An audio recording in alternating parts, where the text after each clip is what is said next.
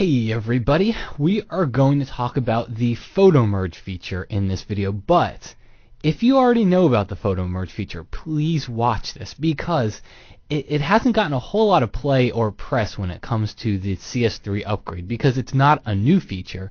It's just, I gotta tell you this, photo merge works so much better with Photoshop CS3, and you're going to be amazed when you see it because all the little things that you used to have to do all the time when you took your panoramas, well, you don't really have to do all of them anymore. So let's take a look at an example here. Here's a photo that I took in Tokyo, Japan. And if you look through it, I've circled some areas across here. This was stitched together. It was a pano, and I actually shut all the lights off in my room, did all the right things, went into manual mode, turned off auto white balance, turned off auto exposure, was on a tripod, shot vertical, all those good things. And I turned off all the lights and shot this from my room, and it came out okay. All right, but if you look at the circled areas here, first we've got this one area down at the left bottom here, and you can see how things didn't stitch together all that well here. You can also see some pretty big color differences. Over here you can see a seam that runs straight through this area of the photo. As you get over here, you can kind of see another seam. You can see a big seam over in this part over here. And then as I scroll over here, you can start to see some color differences here. And you can see that there is a seam here, but there's also a pretty big kind of area where it didn't stitch together that well. It didn't stitch the buildings together. Okay, so this was done with Photoshop CS2.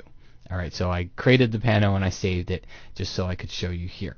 Now what I'm going to do is take those same exact photos and go down to File, Automate, go down to Photo Merge. And inside Photo Merge, I'm going to load the photos for that pano. Okay, so here we are, all these Tokyo photos. I'll click on Open, and I'm just going to leave it set to Auto Layout. All right, and then click OK.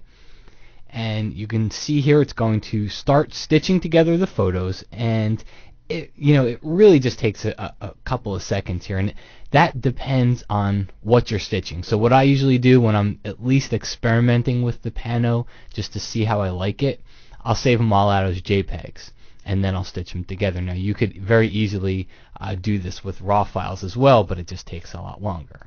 And then just to kind of get rid of all the crud on the edges here, let's just take my crop tool and crop across here. And now let's take a closer look at the photo. And if you can kind of just remember some of those areas, remember over here on the building it didn't stitch together well. Well, it did now.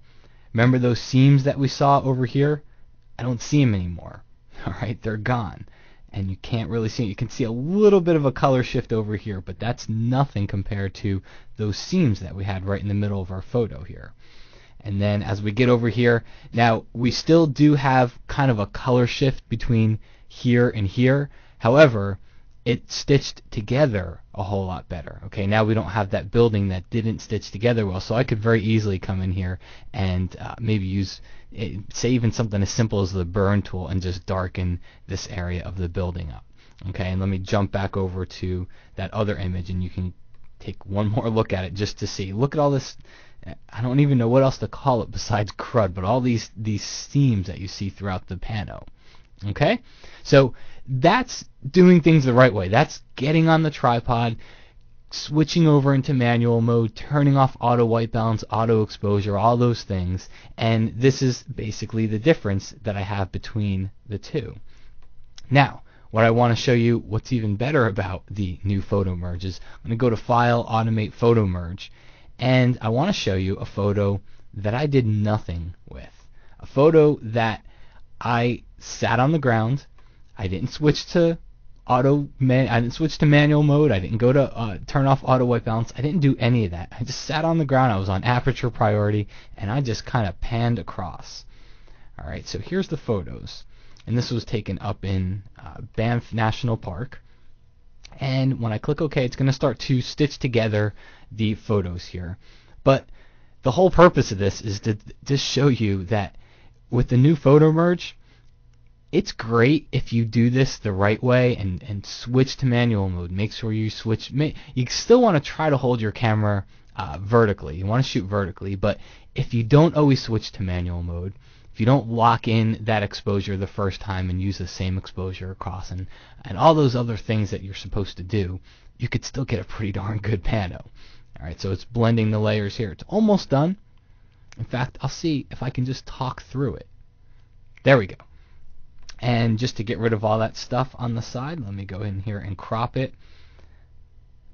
Alright, and take a look at it. Seriously, look at that.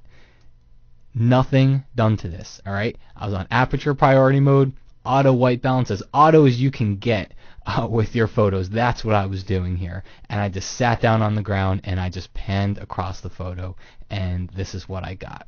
Alright, pretty darn cool when you think about it. That's really, it's the new photo merge technology. It's that auto blending technology that's inside of Photoshop CS3. So it didn't get a whole lot of press when the upgrade to CS3 was announced. You saw auto blend, but most people saw that being used with trying to line up maybe two different scenes with a lot of people in it, and Photoshop would line those scenes up for you. But instead, that same auto blend technology is being used inside of your photo merge dialog as well, and it creates some very, very cool panos in the end. So get out there, try it out. It's easier than you think. Take those panos, bring them into Photoshop, stitch them together, and you'll have some very, very cool shots.